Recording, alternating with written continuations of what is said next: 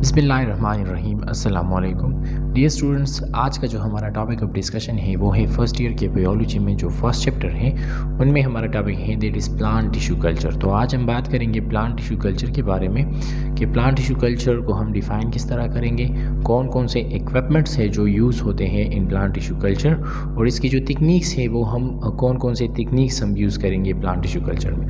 तो सबसे पहले आते हैं प्लांट टिश्यू कल्चर की डिफिनीशन की तरफ कि हम डिफ़ाइन किस तरह करेंगे plant tissue culture को। So it is a technique of growing cell tissue organ or whole organism in vitro on artificial culture medium under aseptic and control condition। हमारे पास टिश्यू कल्चर वो टेक्निक है जिसके ज़रिए हम प्लांट्स के बहुत सारे क्लोन्स बना सकते हैं। देखिए tissue culture plant tissue culture भी होता है और एनिमल टिश्यू कल्चर भी होता है, मगर फर्स्ट ईयर के बायोलॉजी में जो हमारा टॉपिक है एक्चुअली वो है प्लांट टिश्यू कल्चर। तो हम बात करेंगे प्लांट टिश्यू कल्चर पे, ठीक है। तो अब टिश्यू कल्चर जो है ये हमारे पास वो टेक्निक्स है जिसमें हम एग्जाम्पल सेल को, टिश्यू को या एक अर्गन को यूज़ कर सकते हैं या होल ऑर्गेनिज्म को यूज़ कर सकते हैं। आर्टिफिशियल कल्चर में मीन इन विट्रो मीन कि हम लैब में ये काम करते हैं। जो टिश्यू कल्चर है ये एडवांस टेक्निक्स है, ये हम लैब में करते हैं और ये एसेप्टिक कंडीशन में करते हैं। एसेप्टिक कंडीशन मीन जो लैब हमारे पास होता है वो प्री प्रॉम जर्म्स होता है। इसके लिए जो हम एरिया डिज़ाइन करते हैं वो प्री प्रॉम जर्म्स होता है, यानी वहाँ पर जर्म्स या बहुत सारे कंटामिनेंट्स या जो माइक्रोब्स होते हैं उनकी एंट्री जो है वो इम्पॉसिबल होती है। और कंट्रोल कंडीशन मीन कि उसको बहुत सारे न्यूट्रिएंट्स जो रिक्वायर्ड्स होते हैं प्लांट की ग्रोथ के लिए तो वो हम प्रोवाइड करते हैं उन मीडियम में।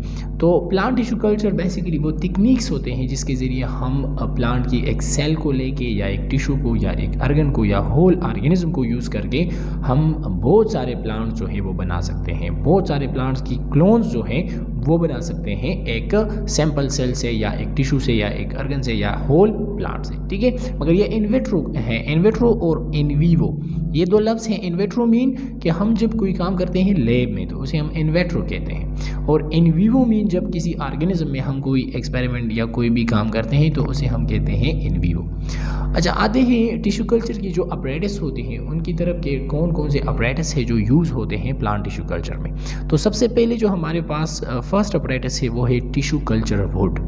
टिश्यू कल्चर वुड जो है ये हमारे पास एक एसेप्टिक वर्क एरिया होता है जो हम क्रिएट करते हैं, जो हमारे पास क्रिएट कर देते हैं एक स्टीराइल इन्वायरमेंट को। स्टीराइल इन्वायरमेंट मीन ये जो एरिया प्रोवाइड करता है ये हमारे पास जर्म्स या माइक्रोब्स की एंट्री जो है यहाँ पर इम्पॉसिबल होती है। तो ये हमारे पास जो सैंपल्स होते हैं उसे प्रोटेक्शन या उसे प्रोटेक्ट कर देते हैं, ठीक है। ये हमारे पास इसमें ये एक स्पेशल डिज़ाइन होता है जिसके ज़रिए हमारे पास एयर की फ्लो होती है और एयर फ्लो की वजह से जिसे हम हेफा फिल्टर कहते हैं वो लगा हुआ होता है। उसी तरह से ये डिज़ाइन किया गया है जिसे high efficiency particulate air filter इसमें लगे हुए होते हैं जिसकी वजह से यहाँ पर माइक्रोब्स की एंट्री या तो इसी वजह से यहाँ पर माइक्रोब्स जो है वो एंटर नहीं हो सकते और इस सैंपल को प्रोटेक्ट कर देती हैं from different microbes and germs, ठीक है। दूसरा जो हमारे पास अपरेटस है वो है हमारे पास कल्चर डिश जिसे हम पेट्री डिश भी कहते हैं। कल्चर डिश हमारे पास जो सेल कल्चर जो हम इसे कहते हैं ये एक सैंपल डिश होते हैं जिसे हम पेट्री डिश भी कह सकते हैं। ये हम यूज़ करते हैं to support the growth and propagation of cell and culture, यानी हम जो सेल या टिश्यू या जो ऑर्गन सेलेक्ट करते हैं तो इसी डिश में जो हमारे पास जो कल्चर डिशेस होते हैं इनमें हम रख देते हैं, इनमें हम स्टोर कर देते हैं। थर्ड वन जो हमारे पास अपरेटस है वो है रेफ्रिजरेटर और फ्रीज़र। यकीनन टिश्यू कल्चर में हमारे पास फ्रीज़र और रेफ्रिजरेटर की बहुत सारी ज़रूरत होगी जिसकी टेम्परेचर रख सकता है अबाउट -20 डिग्री सेंटीग्रेड, क्योंकि रेफ्रिजरेटर जो है वो हम यूज़ करते हैं सैंपल को स्टोर करने के लिए। जो सेल टिश्यू या ऑर्गन हम सेलेक्ट करते हैं तो उनको फिर स्टोर करने के लिए हमारे पास रेफ्रिजरेटर चाहिए, क्योंकि रेफ्रिजरेटर या फ्रीज़र में हमारे पास जो माइक्रोब्स या जर्म्स होते हैं वो यहाँ पर ग्रोइंग नहीं कर सकते। तो इसीलिए हम रेफ्रिजरेटर या फ्रीज़र को यूज़ करेंगे जो हमारे पास सैंपल को स्टोर करने में मदद देती है। नेक्स्ट जो हमारे पास है वो स्टीरिलाइज़र्स हैं। और स्टीरिलाइज़र में हम ऑटोक्लेव जो है ये एक मशीन होता है जिसे हम यूज़ कर सकते हैं। स्टीरिलाइज़र जो है इसे हम स्टीम स्टीरिलाइज़र भी कहते हैं और ये इफ़ेक्टिव मशीन होता है जिसे हम स्टीरिलाइजेशन करते हैं लैब में बहुत सारे इक्विपमेंट्स के, वाटर के, मीडिया के या सैंपल के। जो इक्विपमेंट्स हम यूज़ करेंगे टिश्यू कल्चर में, तो उनको स्टीरिलाइज करेंगे। स्टीरिलाइज मीन उन इक्विपमेंट्स को क्लीन अप करेंगे, मीन जो जर्म्स होते हैं, जो हमारे पास माइक्रोब्स होते हैं, उनको क्लीन करेंगे उन इक्विपमेंट्स है जो हम यूज़ करेंगे टिश्यू कल्चर में, ठीक है। या जो सैंपल्स होते हैं उनको भी स्टीरिलाइज करने के लिए हम स्टीरिलाइज़र को यूज़ कर सकते हैं, ठीक है। तो ये जो है वो बैक्टीरिया या वायरसेस या बहुत सारे और एंड स्पोर्स प्रेजेंट इन या on equipments in culture media, वो हम इसी तरह से स्टीरिलाइज कर सकते हैं इस ऑटोक्लेव मशीन के ज़रिए। फोर्थ वन जो हमारे पास है वो है इंक्यूबेटर। इंक्यूबेटर जो है ये एक सेल कल्चर इंक्यूबेटर भी हम इसे कहते हैं। ये एक डिज़ाइन मशीन होता है जिसे जो मेंटेन करते हैं the constant temperature in high humidity for the growth tissue culture sales under the carbon dioxide atmosphere. यहाँ पर जब हम सैंपल को ले आते हैं तो इसमें हम सैंपल स्टोर कर देते हैं और ये सैंपल को एक इसमें ह्यूमिडिटी भी होती है, क्योंकि इसी स्टेज में सैंपल्स को ह्यूमिडिटी की भी ज़रूरत होती है। और यहाँ पर एक सबसे जो इम्पोर्टेंट पॉइंट है कि इंक्यूबेटर हमारे पास एक कार्बन डाइऑक्साइड वाला इन्वायरमेंट जो है वो क्रिएट करता है, क्योंकि यहाँ पर प्लांट्स को कार्बन डाइऑक्साइड की नीड्स ज़्यादा होंगी, तो यहाँ पर कार्बन डाइऑक्साइड की जो कंसनट्रेशन है वो ज़्यादा होती है इंक्यूबेटर में, और ह्यूमिडिटी भी ज़्यादा होती है। ऑब्वियसली यहाँ पर प्लांट सेल्स को या जो सैंपल होते हैं हमारे पास यहाँ पर टिश्यूज़ या आर्गन या प्लांट्स होते हैं, तो उनके लिए ये चीज़ें ज़रूरी होती हैं। और ये टेम्परेचर जो है तकरीबन रख सकता है 4 डिग्री सेंटीग्रेड से 50 degree centigrade. Carbon dioxide concentration जो है वो हमारे पास फ्रॉम 0.3 टू 19.9% कार्बन डाइऑक्साइड यहाँ पर प्रोवाइड कर सकता है, जो प्लांट सेल्स या जो प्लांट्स के लिए हमारे पास बहुत ज़्यादा ज़रूरी होता है। तो ये हमारे पास है इंक्यूबेटर। नेक्स्ट जो हमारे पास है ये है वाटर बाथ। वाटर बाथ एक लेबॉर्ट्री इक्विपमेंट होता है जो हमारे पास made from the container filled with heated water, जो जिसमें वाटर होते हैं और वाटर को हीट अप कर देते हैं, यानी ये हमारे पास एक हीटर का काम कर देता है। मगर यहाँ इसमें वाटर होते हैं और उस वाटर को हीट अप कर देते हैं, और इसके ज़रिए हम क्या कर सकते हैं, it is use to incubate sample in water at a constant temperature over a long period of time. यानी इसके ज़रिए हम जो सैंपल होते हैं उन्हें टेम्परेचर देते हैं लॉन्ग पीरियड ऑफ टाइम, बहुत ज़्यादा टाइम के लिए, ठीक है। तो ये हमारे पास एक वाटर बाथ है। वाटर बाथ को हम यूज़ कर सकते हैं सैंपल को टेम्परेचर देने के लिए for uh long period of time, जिसे हम मॉइस्ट हीट देते हैं प्लांट सैंपल को। नेक्स्ट हमारे पास है सेल काउंटर।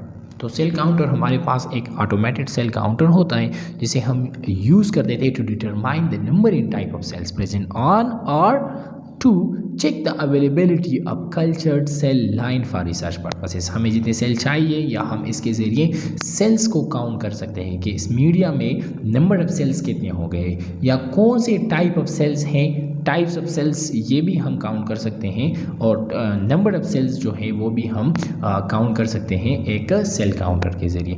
नेक्स्ट जो हमारे पास है वो है लिक्विड नाइट्रोजन फ्रीज़र, या इसे हम कहते हैं that is the Cairo storage container. तो लिक्विड नाइट्रोजन फ्रीज़र भी हम इसे कहते हैं। ये हमारे पास यूज़ करता है लिक्विड नाइट्रोजन को to freeze the biological material in extreme cool temperature. Nitrogen चूँकि हमारे पास बहुत कूल होता है, तो इसी वजह से जो हमारे पास लिक्विड नाइट्रोजन फ्रीज़र होता है ये सैंपल को बहुत कूल टेम्परेचर में स्टोर कर देता है, ताकि जो कंटामिनेंट्स या जो माइक्रोब्स रह गए हैं वो भी यहाँ पर स्टेरिलाइज हो सकते हैं, और इस सैंपल को लॉन्ग पीरियड ऑफ टाइम के लिए बग़ैर ख़राब होते हुए ये यहाँ पर स्टोर हो सकता है, जिसे हम this is the Cairo storage container भी हम इसे कहते हैं। अच्छा, इन्वर्टेड माइक्रोस्कोप।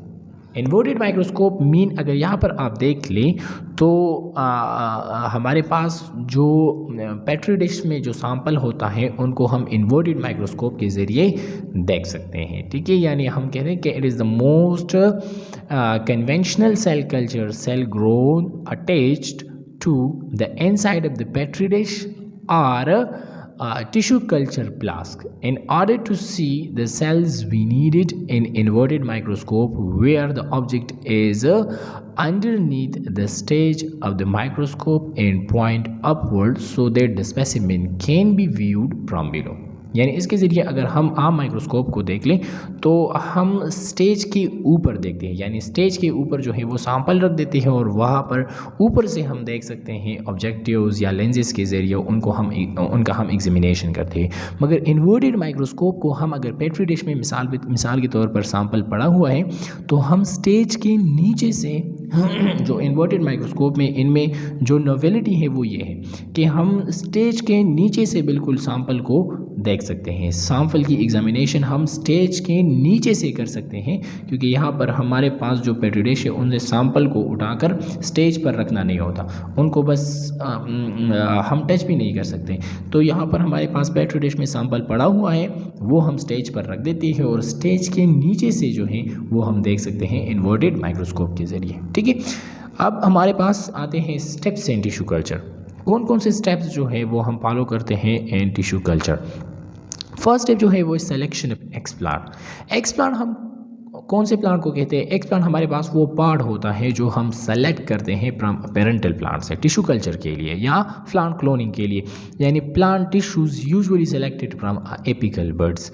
याद रखिए कि ज़्यादातर हम जो एक्सप्लांट सेलेक्ट करते हैं, जो प्लांट की पार्ट सेलेक्ट करते हैं क्लोनिंग के लिए या टिश्यू कल्चर के लिए, तो वो हमारे पास एपिकल बर्ड होता है। ठीक है, एपिकल बर्ड मोस्टली क्यों होता है? क्योंकि ये तो इसमें जो टोटिफुटेंसी की एबिलिटी होती है, जो सेल डिवीजन की एबिलिटी होती है वो ज़्यादा होती है, और ये हमारे पास वेगोरस होता है और प्री प्रम जर्म्स होता है। तो इसीलिए हम ज़्यादातर सेलेक्ट करते हैं एपिकल बर्ड्स को, यानी the part plant selected is known as explant.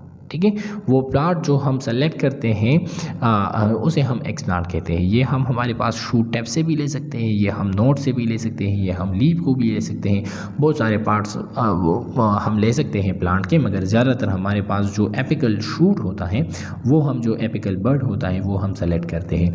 दूसरा जो हमारे पास स्टेप है वो है स्टीरिलाइजेशन। तो स्टीरिलाइजेशन, जब हम प्लांट सैंपल को सेलेक्ट करते हैं तो इसके बाद हम जो टिश्यू है वो हम स्टीरिलाइज करते हैं। किस तरह स्टीरिलाइज करते हैं? To remove the microbial contaminants. जो माइक्रोबियल कंटामिनेंट्स होते हैं, डिफरेंट टाइप्स ऑफ माइक्रोब्स होते हैं, तो उनको एलिमिनेट करना, उनको स्टीरिलाइज करना, उसके लिए हम स्टीरिलाइजेशन प्रोसेस को यूज़ करते हैं। ठीक है, तो स्टीरिलाइजेशन वो प्रोसेस है जिसके ज़रिए हम रिमूव कर सकते हैं, जिसके ज़रिए हम कैल कर सकते हैं, जिसके ज़रिए हम डीएक्टिवेट कर सकते हैं all form of life in other biological agents such as हमारे पास प्रियॉन्स होते हैं जो प्रेजेंट होते हैं in or on the plant tissues. तो इन तमाम कंटामिनेंट्स को, इन तमाम बायोलॉजिकल जो ऑर्गेनिज्म होते हैं उनको, या बायोलॉजिकल एजेंट्स होते हैं उनको रिमूव करने के लिए, उनको कैल करने के लिए या उनको डीएक्टिवेट करने के लिए हम स्टीरिलाइजेशन प्रोसेस करते हैं स्टीरिलाइज़र के ज़रिए। स्टीरिलाइज़र हमने पढ़ा। अच्छा, नेक्स्ट जो हमारे पास थर्ड स्टेप है वो है culture in media. Culture in media mean हमारे पास एक्सप्लांट जो हम सेलेक्ट किया हमने उसको फिर स्टीरिलाइज़ करते हैं और स्टीरिलाइजेशन के बाद हम इसे एक कल्चर मीडियम में डाल देते हैं। कल्चर मीडिया हमारे पास the explant is culture in a suitable medium. इसके लिए एक्सवेटेबल मीडियम तैयार करते हैं, और वो स्वेटेबल मीडियम क्या होगा? हमारे पास उनमें different types of culture media हैं, वो हायर लेवल पर आप पढ़ेंगे, मगर यहाँ पर जो हम कल्चर मीडिया डिस्कस कर लेंगे उनमें कौन कौन से चीज़ें होंगी। फॉर एग्जाम्पल हमारे पास मैक्रो न्यूट्रिएंट्स जो प्लांट्स टिश्यूज़ को रिक्वायर्ड होंगी, हमारे पास micro nutrients, vitamins, amino acids या नाइट्रोजन सप्लीमेंट्स जो होते हैं, sources that is the sources of carbon हमारे पास होंगे, and the undefined organic supplements, growth regulators and solidifying agents. तो ये तमाम एजेंट्स होंगी, ये तमाम जो हमारे पास न्यूट्रिएंट्स वगैरह जो भी हैं, ये हम एक मीडियम पर डालेंगे और हम एक मीडिया तैयार करेंगे जो इनकरेज करेंगी सेल डिवीजन को।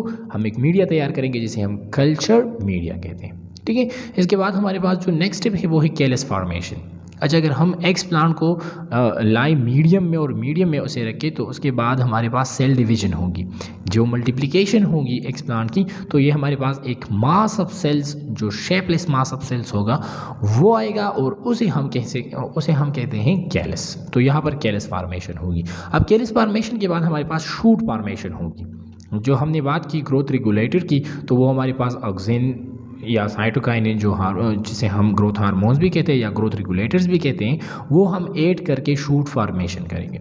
तो शूट फॉर्मेशन किस तरह होगी कि ऑक्सिन जब हम लो क्वांटिटी में और साइटोकाइनिन जो हम इसकी रेशो जब हम इसी तरह रखें कि ऑक्सिन को लो एंड साइटोकाइनिन को हाई रेशो में एडिट करेंगे तो it facilitate the shoot formation, यहाँ पर शूट फॉर्मेशन होगी।